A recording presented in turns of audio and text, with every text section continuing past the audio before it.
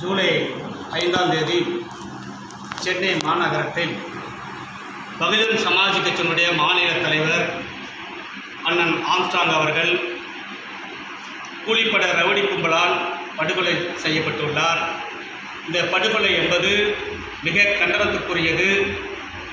இந்த சாதாரணமாக ஒரு தேசிய கட்சியினுடைய மாநில தலைவரை சாதாரணமாக வெட்டி படுகொலை செய்வது இயல்பான நிலையை உருவாக்கிய இந்த தமிழக அரசை நாங்கள் வன்மையாக கண்டனத்தை பதிவு செய்கிறோம். காவல்துறையினுடைய மெத்தனப்போக்கு இது ஒரு பெரிய காரணத்துக்காக உருவாக்கியுள்ளது. அவர் காவல்துறைக்கும் நாங்கள் கண்டனத்தை பதிவு செய்கிறோம். இது போன்ற சூழல் தொடர்ந்து தாழ்த்தப்பட்ட மக்களுக்கு நிலவி வருகிறது.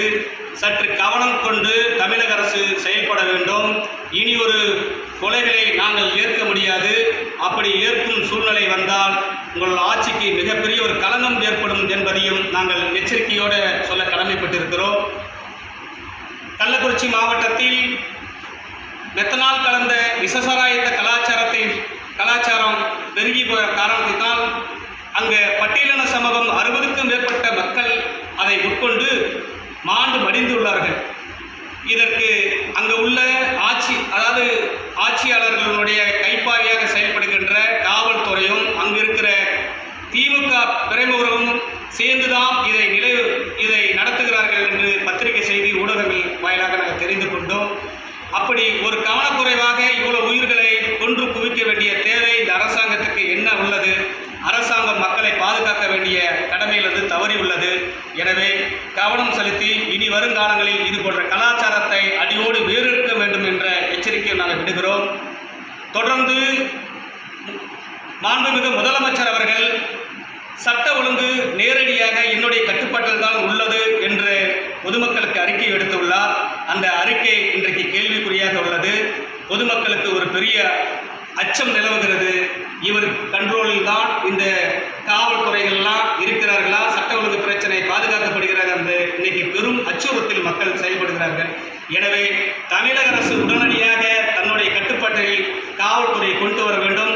காவல்துறையினுடைய ஏகபோக சுதந்திரத்தை கட்டுப்படுத்த வேண்டும்.